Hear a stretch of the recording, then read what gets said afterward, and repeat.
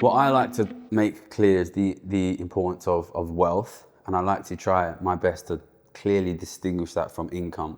Obviously, for most of us, like, our job is our most important source of income. And we don't realize there are people out there that own 10 million, 100 million, a billion, 10 billion euros in assets. These people are extremely, extremely powerful. You know, these are not people who are doctors or lawyers. They own newspapers, they own companies, they own enormous amounts of land and property. These guys are phenomenally powerful. They fund your politicians, they fund your media, they fund your think tanks, they fund your economists. These guys are a danger, I think. These guys are really a danger. And because of compound interest, if no action is taken, well, and also because of the fact that they are taxed at phenomenally low rates. These guys don't pay income tax. Their income comes in other forms. It is not taxed as income tax. They often pay extremely low rates of tax, which means that their wealth grows and grows and grows and grows, and their power grows and grows and grows and grows. And that squeezes everybody else out. It makes things more expensive for you. It means ordinary families can't afford stuff. So this is a really powerful and growing form of wealth and power that we need to do something about. But there are other forms of power as well. The reason that they need to control the media is because you have the power to vote. Ordinary people have power as well.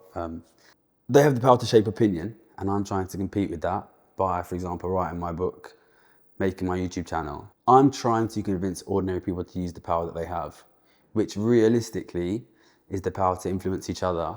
But it comes down to choosing whether or not to tax these people. Because if you do not or cannot tax the people who own your country, then you have nothing, basically. Really, their power is the wealth that they own, and your power is the power to tax them. It's a power which ordinary people are and politicians are not currently using, and I'm trying to convince them to use that to protect themselves and to protect their wealth.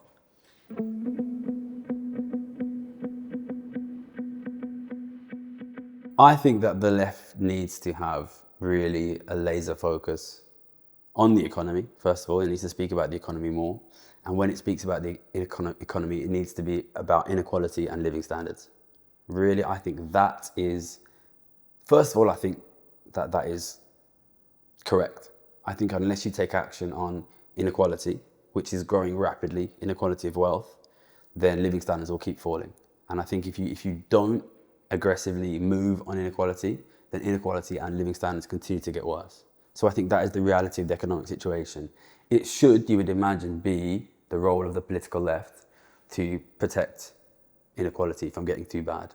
But unfortunately, in recent times, the left does not seem to have been centering inequality, the economy. I think that people are crying out for it. You know, people are crying out for a political movement which centers inequality, centers living standards.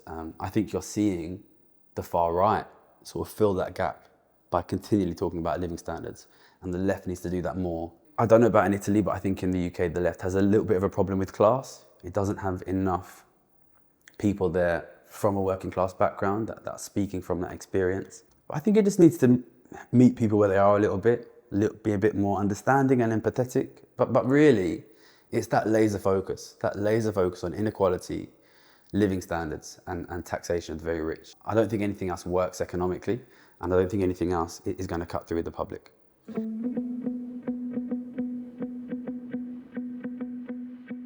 There's only one way which the state can compete with the rich, and that is with taxation. It's the only way that the state has ever competed with the rich. If you look in history, there are some like weird examples where the state has done well by borrowing and then inflating. This is what happened in the wars. But realistically, taxation is the weapon that the state has to protect itself and the public from the rich. Look at European history, right? European history for thousands of years has been the story of tiny, super wealthy elites surrounded by incredibly impoverished masses. That is the history of Europe. That is the last 2,000 years of Europe. So that is the norm. That is the norm. Really, the last 70 years, where we have had ordinary people, like my parents, probably like your parents, working regular jobs, being able to afford decent quality housing, decent quality food, decent quality education, healthcare, holidays, things like that. That is not normal. That has never been normal. We had that for 70 years because we taxed rich people, because we protected the distribution of wealth. It's as simple as that, really. You know, look at what's happening in my country now in the UK. You have a centre-left government coming in, wanting to do things, wanting to spend more money, wanting to put more money into things to protect the British people, and finding that it can't because it is unwilling to tax the people who own the assets. You know, these are the people who own the things that you need. If you do not tax them, you will not get the things that you need. And, you know, we are becoming the way that countries in Africa or Asia or Latin America have been for a long time. When a country is very unequal, there is no way for the free market to provide things that ordinary people need. Only taxation. Taxation, if you have a state that has no assets and has no power to tax, then you don't have a state. It's as simple as that.